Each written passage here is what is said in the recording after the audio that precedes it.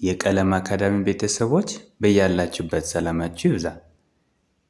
እዚህ ቻናል አማርኛ፣ እንግሊዘኛ፣ ሂሳብና ሌሎች ትምህርቶችን በተለያዩ አማራጮች ማለትም በኢሞ፣ በቴሌግራም፣ በዋትስአፕ፣ በጎግል ሚት እና በዙም እያስተማርን እንገኛለን።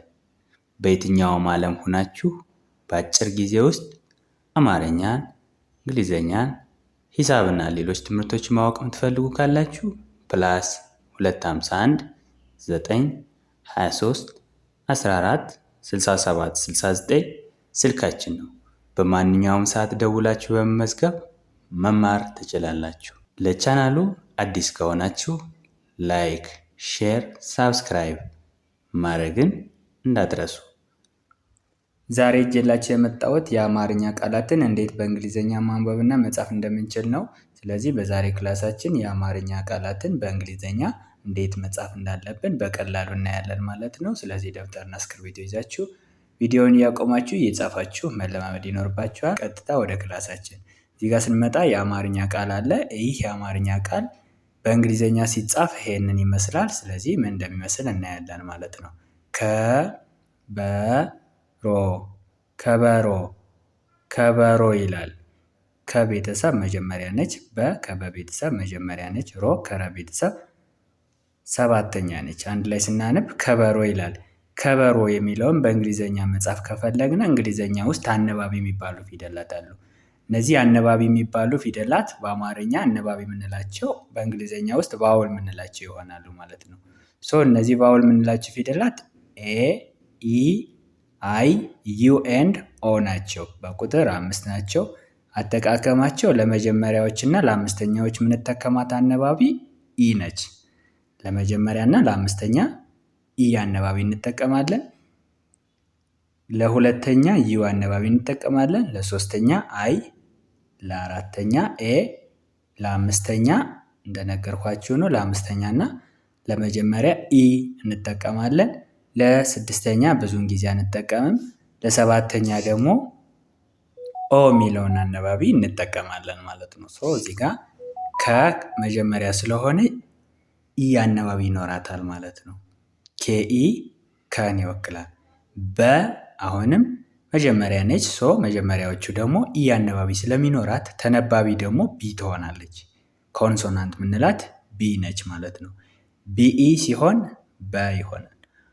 ሮ ምንላት ደግሞ ሰባተኛ ነች። ሰባተኛዎቹ ኦ አነባቢ ስለሚኖራቸው አር ኦ ሮን ይወክላል። ኬኢ ቢኢ አር ኦ ከበሮ ከበሮ ተብሎ ይነበባል፣ ይጻፋል ማለት ነው። በጣም ጥሩ። እዚህ ጋር ስንመጣ መሆን አሁንም መጀመሪያ ነች ከመቤተሰብ። እቺ ደግሞ ሆ ከሀ ቤተሰብ ሰባተኛ ነች።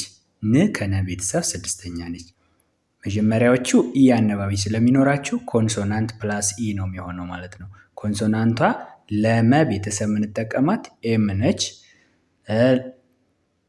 ሰባተኛዎቹ ደግሞ ኮንሶናንት ፕላስ ኦ ነው።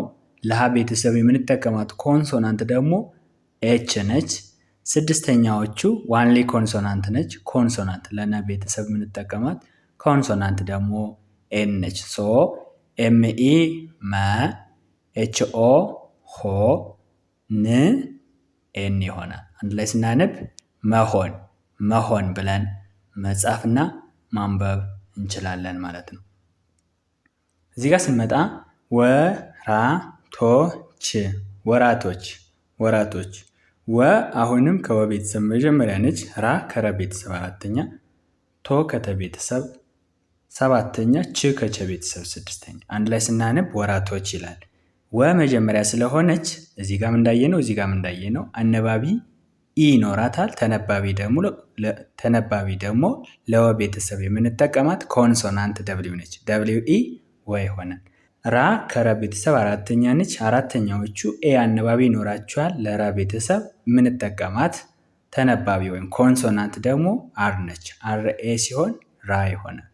ቶ ከተ ቤተሰብ ሰባተኛ ነች። ሰባተኛዎቹ ኦ አነባቢ ይኖራቸዋል። ኮንሶናንቷ ቲ ነች። ቲኦ ቶ ይሆናል።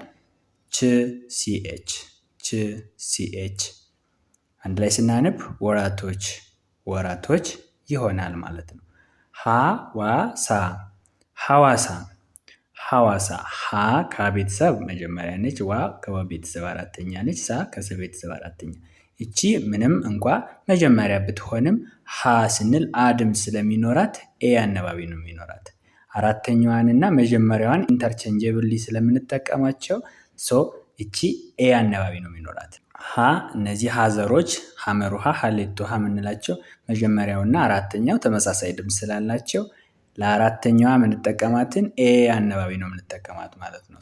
ኤች ኤ ሀ ይሆናል። ዋ እዚህ ጋር እንዳይናት ኮንሶናንቷ ደብሊው ነች።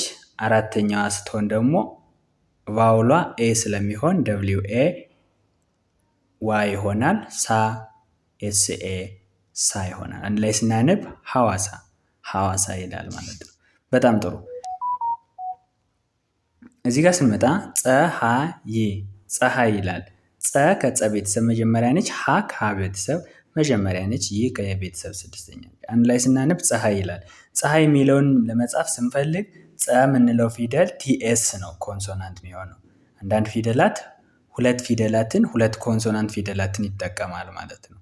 ምሳሌ ቅድም እዚህ ጋር እንዳየነው ቸ አሁን ሁለት ኮንሶናንት ነው የሚጠቀመው። ሸም ሁለት ኮንሶናንት ይጠቀማል። ፀ ሁለት ኮንሶናንት ይጠቀማል ማለት ነው። አንዳንድ ፊደላት ሁለት ኮንሶናንት ይጠቀማሉ። ከነዛ ውስጥ አንዱ ፀ ነው። ፀ ሲሆን ሁለት ኮንሶናንት ቲ እና ኤስ ቲ እና ኤስ ፀ ቲ እና ኤስ ለፀ ቤተሰብ የምንጠቀመው ኮንሶናንት ነው ማለት ነው። ተነባቢ ነው። ስለዚህ መጀመሪያ ሲሆን ደግሞ አነባቢ ኢን ይዞ ይመጣል። ቲኤስኢ ፀ ይሆናል ማለት ነው። ሀ ቅድም እንዳየነው ነው። ኤች ኤ ነው። ይህ ከቤተሰብ ስድስተኛ ነች። ስለዚህ ስድስተኛዎቹ ደግሞ ዋንሌ ኮንሶናንት ብቻ ነው የሚጠቀመው፣ አነባቢ የላቸውም ብለናል። ዋይ ይሆናል። ቲኤስኢ ኤችኤ ዋይ አንድ ላይ ስናነብ ፀሐይ ፀሐይ።